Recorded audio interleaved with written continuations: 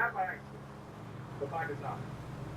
In the first video, I told you about Steve Harvey, a black man questioned the gallery just 81 days, not by a policy, but by a corporate. In the second video, I told you about Hattie McRae, a 14-year-old black girl whose life was taken by a man who wanted to violate her. She said no. The law refused to hold him accountable. And in this video, I'm bringing you something different. The story where the law didn't just abandon black people. It hunted them. It criminalized their courage. It made their resistance illegal. And then, it's called sex justice. Hey! This story is about justice as it gives one black man his suitcase to all his entire life. Now, before I tell you what happened, I first have to make a ground to give you history about McIntosh County, Georgia, and its black population. You cannot and will not understand the story. What happened or why it happened unless you first understand the backstory. This information is crucial for this story. So, give me a step stage break. What's the historical context? McIntosh County wasn't like this county before. It was different. And that difference goes all the way back to the end of slavery. When the Civil War plantation county was apart, the county became fake. In their place The was best part about Quakerville is throwing it up back. those images ran from black labor. But in McIntosh, black labor wasn't just labor. It was power. 80% of the population was black. In the town of Derry, over 1,000 to 1,700 residents were black. And they weren't just workers. They were landowners, merchants, storekeepers, farmers, fishermen, artists. They owned their own homes. They ran their own businesses. One white newspaper at the time said that they were perfectly independent of the white man. And they didn't mean that as a compliment, because that independence had a source. And his name was Tunis Campbell. Campbell came down to New Jersey during Reconstruction, and he built something really radical. He didn't just register voters. He didn't just teach freedom schools. He tried to put the black nation within the nation. When the sea islands off of Georgia's coast, Campbell took control of land. I mean, there's gotta be a way to get paid to smoke He said, weed. That's right. The local government. He called himself governor. And for a brief moment in time, he made it real. He didn't just hope the law would protect black people. He trained black people to do it themselves. He organized a militia of 300 black people, uniformed, and armed. And that militia wasn't just for shelter. When white land speculators tried to force their way in, Campbell's men turned them back and forth. They didn't blink. The federal government said, move. The state brought terms. White planters often Everybody's so damn pretty out here. And when they couldn't buy him or beat him, they burned his home, tried to poison him, and threw him in jail. He got out, and he left the island, but he did not stop. He went inland to McIntosh County. Hey, you! Yeah, you! Get in! Quickly! That's why this place is different. Good? You ready? That's why McIntosh County was a All right, come on, driver, let's go. Okay, so this That's why opportunity, my assistants could it's never big, lock my it down. friend. This guy, Because the his bigger name is Campbell was Favor. over. He's a Not banker, his the feet, but banker. instruction. Every dollar in this fucking town, it goes through him. He's my guy. He's El Rubio's guy. Anybody who's in charge of anybody, their guy. And in And 1899, here he when the is Los now. Angeles on their best, they didn't hesitate. They got rid of every single law in McIntosh County. He asked for you We don't know much personally. about his I'm background. surprised it The took so records long. just aren't there to help us keep his life together. Now listen, But here's what we just do know. let me do the talking, More okay? following the news reports at the Your time, style of conversation, everybody it's so, experienced slavery. you know. He was described as an older man in 1899, and given the amount of land, wealth, and I'm standing only here, here for 24 hours. it's clear he If came they're to serious bond about this, and they'll build show something me the lasting property. on the How many upside. pyres can they have in a state that He was makes married to a 80% woman named tax? Brand. By the way, And together don't they mention had his at least fucking 3 children. shoes. 3 Okay. sons. 2 of whom were Not. John and Henry. And the daughter Ah, named Martin. Elizabeth. Here he is. Henry was Hello, well how are respected you, like Bill Mr. Shaver. Faber? I am He was well. a leader. Patricia, Miguel, One they was are. followed, Oh, one fine, said it was fine. Henry. Ah, Like I've him, heard your name Henry's from a own land. number of my And clients. that's land You've that made his some of area them became a known lot as of the money, Illinois directly and And he had indirectly. status. To others, Report you're said just, that well, he once a served as blot the on personal their valet accounts. for William Clifton, Georgia's Secretary of State. Martin has And told in you the black about me? He was more than admired. Well, He was loved. fundamentally, Sheriff. I But that offer same success financial made him a target. services. It's all Because very for white technical. power in Georgia, Cheers. a landowner black man Cheers. with respect, position, and influence Most financiers help their clients to minimize tax. I help mine pay just enough to keep the accountants away. Very important if you wish to enjoy all this. Exactly. A financial network such as mine requires a number of businesses who are willing to collaborate. I am offering you an opportunity to be such a partner. My people, your people, it will be mutually beneficial. Mr. DeAngelis here has compiled a portfolio of suitable possibilities, just small to begin with. Yes, there are a couple we could start with. I think perhaps the details can wait until I am out of earshot. Ralph is one of my most trusted consultants. He will ensure that everything is running smoothly. And should anything stop running, well, I am certain you will tell me. Oh, yeah. Henry reported to the police and That's it? That's it? Hey, gentlemen, come on. Let's go. Great. All right, then. Thank you for your time, Mr. They Faber. did everything they could to try to get him arrested. To throw him in jail. Goodbye, Ralph. Tried to take everything they could from him. Let your step, kid. They made up all kinds of lies about him. Once they said he cut timber on someone else's land, Gracias. but those charges never stuck. You know, Ralph, They you tried other should meet things, my son, but Miguel. they could He never could get show him you arrested. around. We already met. Respect. Bahamas 2 years ago. Dale. Yes, sir. That was until So, 1899. Businesses you want invested. These are legitimate enterprises, low profile, cash intensive. I found hands-on a car wash in Strawberry. You want to start there. Meanwhile, I'll run some background checks on a couple of others, potentially very lucrative if you decide to purchase them. Just run them, show them some love, you know, just keep that cash flow moving. We need a steady, legit revenue stream. Then I get a tap on the shoulder from Mr. Faber, we make some cash assets off the books, and Money laundering. you say it how it is, Mr. Madrazo. I respect that. I do. Old school. Boom. Anyway, if you choose to go forward, I'll fix what needs to be fixed. You get what I'm saying? I'll take care of the books, you take care of the problems. Mr. Faber says he wants you to be the boss, so hey, you're the boss. Got that? Okay. Looks like we're here. Yep. Beautiful. Hey, just one more thing, you know, between us girls. You mentioned my boss's name to anybody? Anybody? We both end up like his last guy in LS. Dead. Obviously. Think it over, huh? To be young and scared. Good luck. He signed an affidavit. Vámonos. Claiming that the Yes, sir. accident place the previous winter. And he gave them a reason for why no one said anything sooner. He said Matilda had afraid of him, that Henry had threatened her. But that explanation didn't make much sense. Not in the world they were living in. Because when white families believed the black man had touched a white woman, they didn't wait 30 days. They didn't file an affidavit. They got the man, found the rope, and lit the fire. Now, if you can watch my video, you've heard me tell stories of black men who suffer horrific deaths at the hands of mob for allegations just like this. I told you about two black teenagers. Lynch was chasing a white woman across the street during a prank. Another young black teen.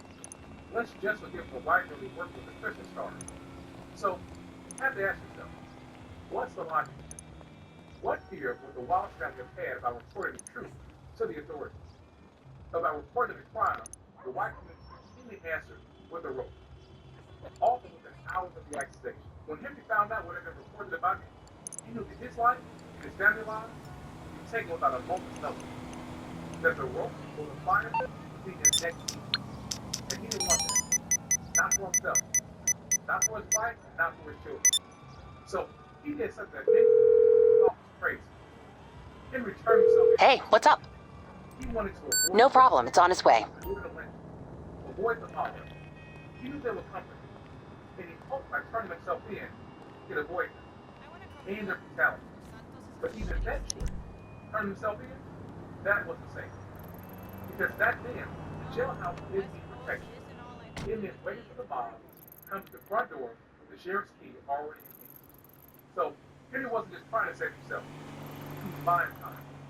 And outside of those four walls, the people who loved him were already getting organized. Henry turned himself in to McIntosh County Sheriff Thomas Blunt. And almost as soon as he got there, Sheriff Blunt wanted to move Henry to Savannah. He said he was Henry's safety to keep him away from the mob.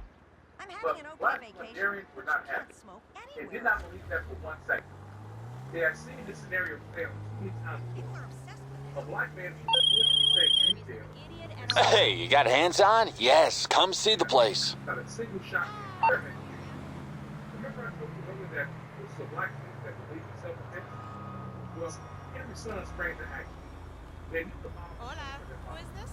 So they quickly run around and run at the heart Oh of my the god, Darius oh my black god, oh my god. man. Did I get the car? The men are and formulated a plan to prevent any attempt to remove Henry from the jail. In all cases, Sheriff Blunt tried several times to remove Henry. Each time a black watchman assigned to cover the jail rang the bell to the Black Baptist Church. And every time that bell rang, over 100 black men descended upon the jail and surrounded it and stopped Henry from being moved. Now, no, I said they stopped Henry from being moved. I didn't say they stormed the jail. I didn't say they took Henry from the authorities or secreted him away. I didn't say any of that. Because that's not what happened. These men were not trying to break him out. They just wanted the rule of law to play out. For Henry to get his day in court. For democracy and due process, not difficult justice to decide Henry's fate. The next day, Sheriff Blunt fired one more time. And the same thing happened again. The bell was rung. And black people rushed to Henry's aid, stopping what was sure to be his lynching. The sheriff demanded that we step aside. The blacks gathered there to protect him and said they were there for one reason and one reason only: to stop Henry's lynching. After this, the sheriff and others became convinced that violence and force would have to be used on the black people to stop their attempts to prevent election. Now, notice this. The law was prepared to use violence, not on elections, but on black people who only want the law to take its natural course. Due process, fairness, and justice. That's Jim Crow at work right there. When it came to black people, the law was competitive. Your motive meant nothing.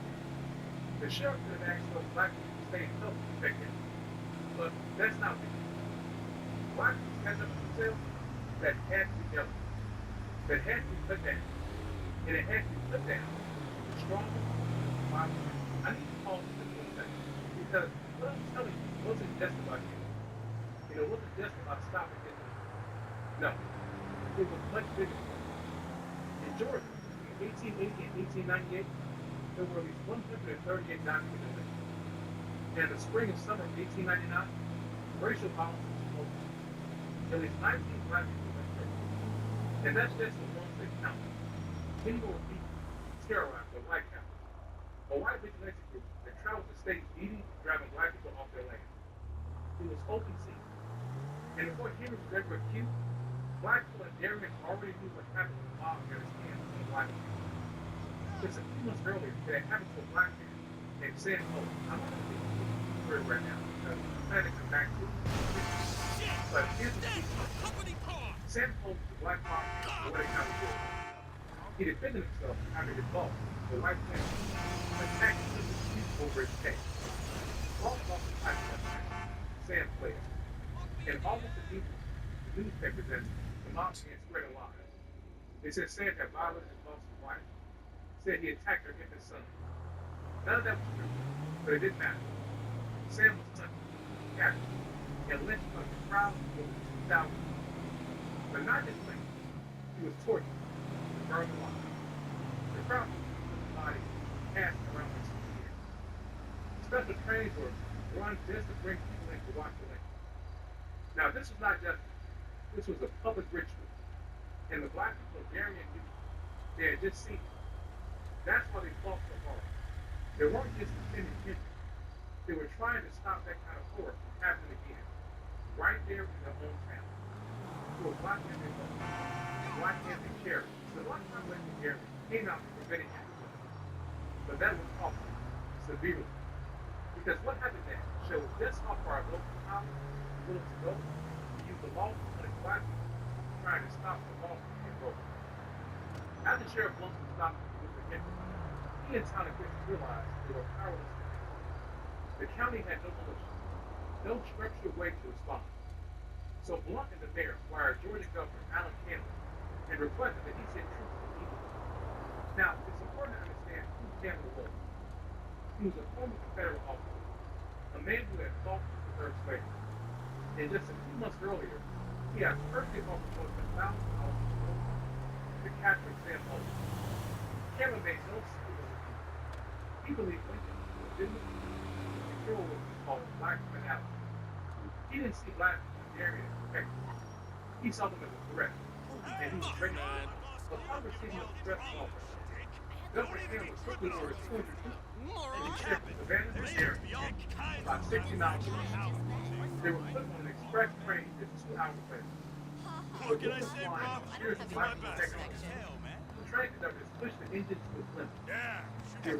Come over tonight and watch Fame or Shame. See ya. We going to that swinger party? They were met by a large crowd of black people, many of whom were armed. But remember, black people were not trying to start violence. They were trying to prevent it. So they made no attempt to stop the soldiers or block their path. As the troops made their way toward the jail, Judge Policy would beg the crowd to stand down. He requested them to let the soldiers take Henry to Savannah, and he promised that Henry would not be beaten. At that, the crowd erupted into applause. They felt they had accomplished their goal. Henry would not be lynched.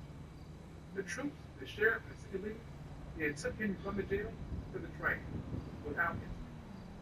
Now, when you think about it, if you were one of the black people who came together to protect Henry, from where you were sitting, your mission was a success. Henry was protected. There was no violence. No one was harmed. Black areas prepared to return back to their lives. But Jim Crow wasn't prepared to let this go.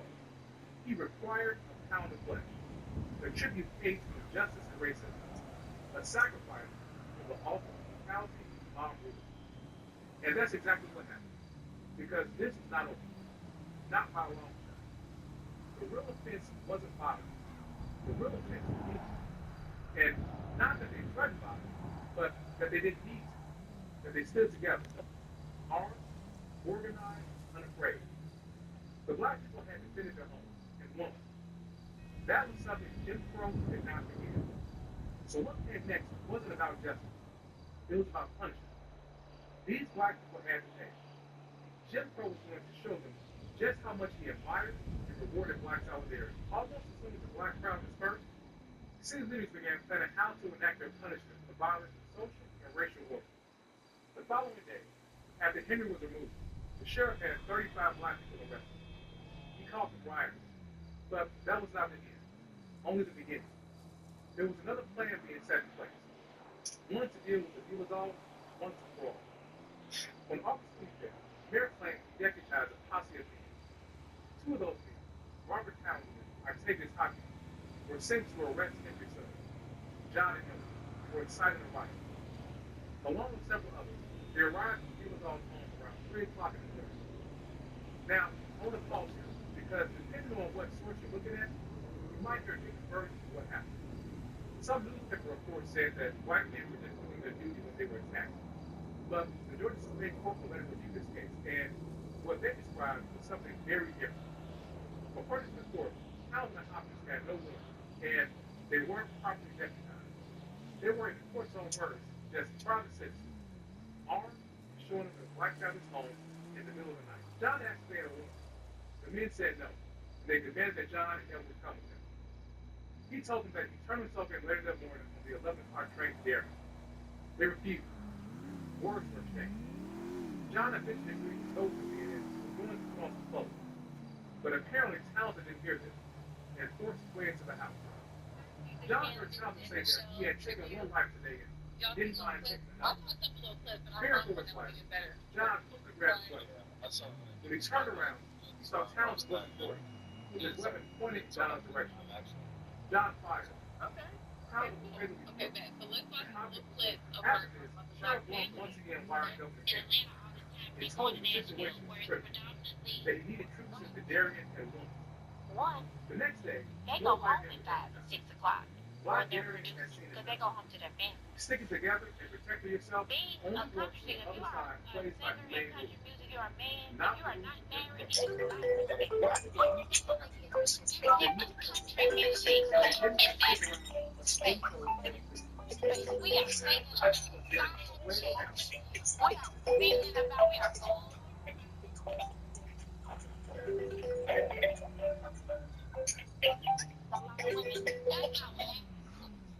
You can't call a woman a bitch, a hoe, and ass, feel.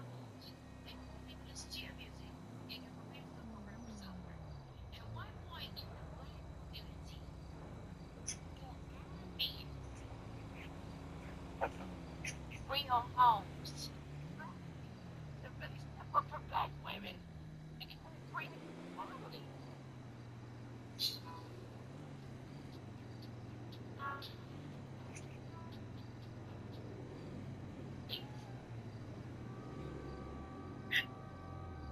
When I saw that, I thought it was pretty funny. But she did drop her stuff in the black community. And first she was comparing it to country, and I kind of get it though. I don't really hear country songs bashing women. You're talking about in Nashville. They don't say. Wait, hold on one time. Okay.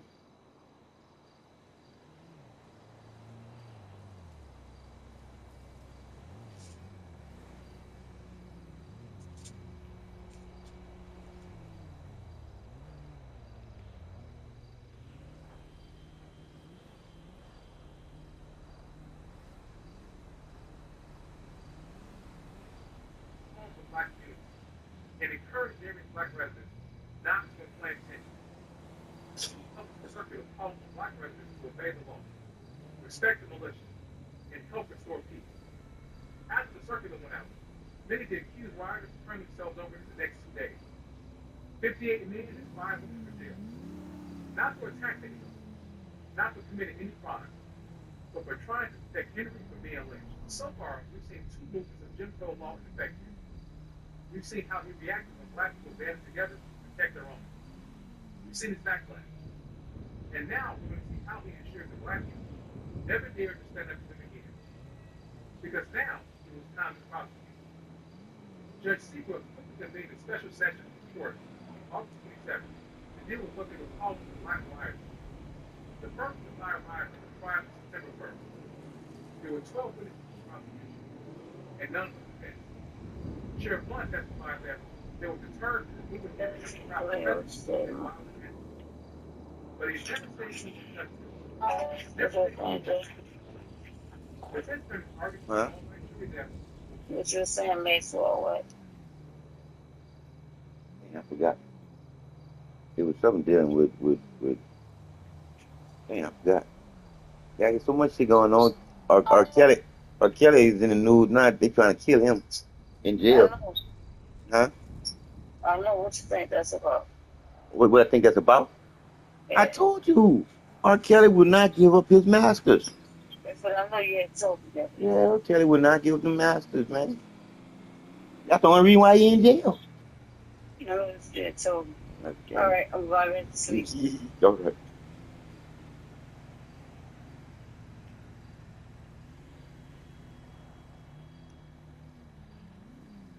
Remember, Crow was about injustice, but he was also about profit.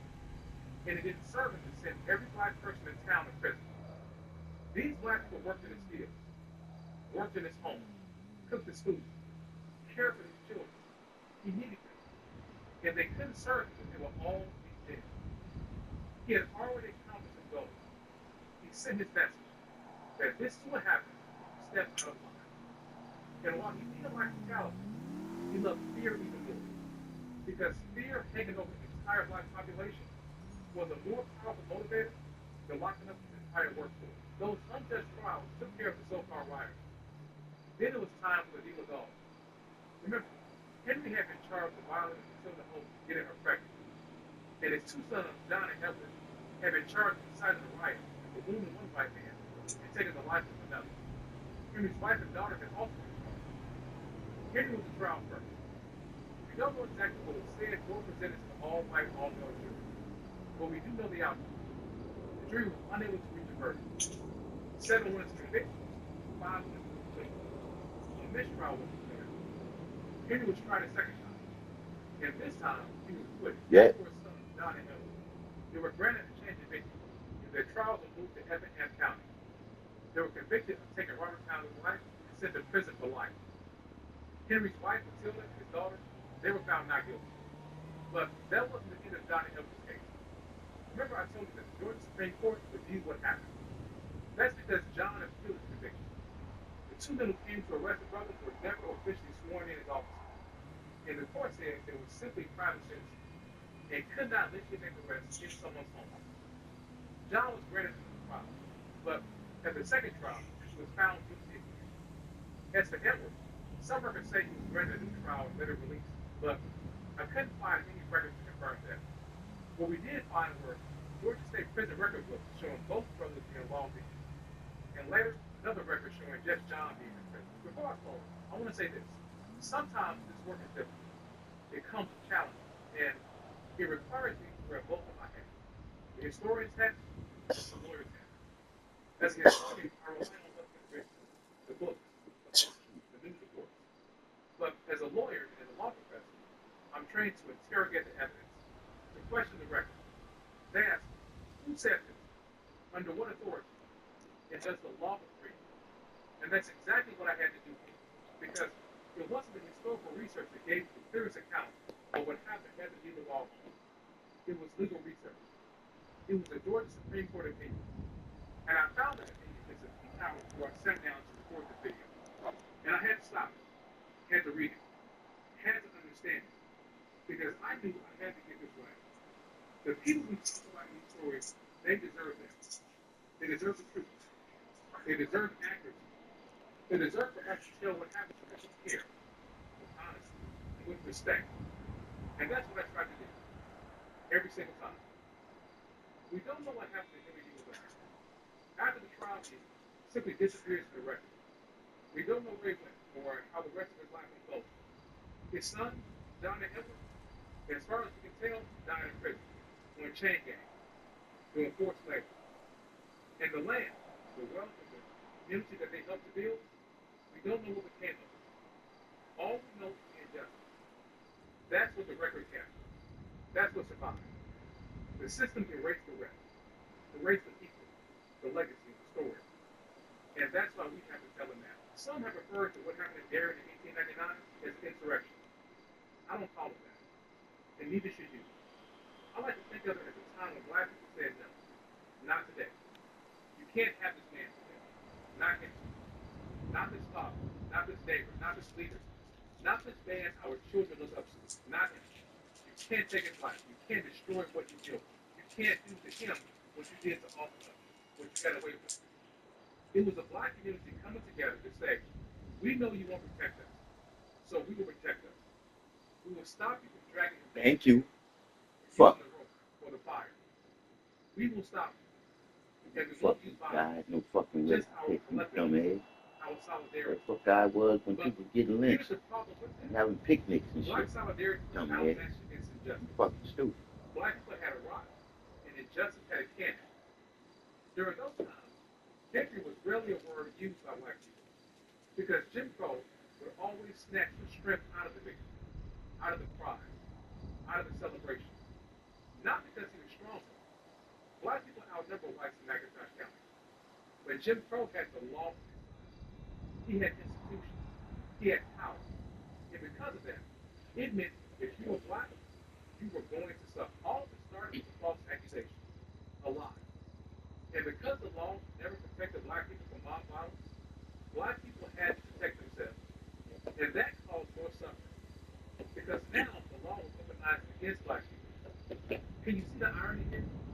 The very thing that was supposed to provide protection, redress, and safety was used to abandon, target, and punish black people. Because black people were seen as being outside the law. It didn't apply to us. It was only used against us. And that's why I'm telling you this story. The Dealer family and the black community of Darien did something brave. They knew the consequences, but they did it anyway. And what they did deserves to be remembered.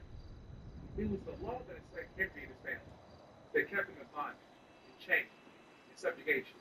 Lord, it's And still them. decades later, it was the law that Still the came law. with them again. It's still a law. Not as slaves, but as suspects, still owned, still punished, just under a different name. They didn't get justice 100 years ago, but we can carry their name. And that is a kind of justice, because memory is justice. And justice starts with telling the truth. In the next video, I'll be back to close out this series. Hey, so, I know you've been there already,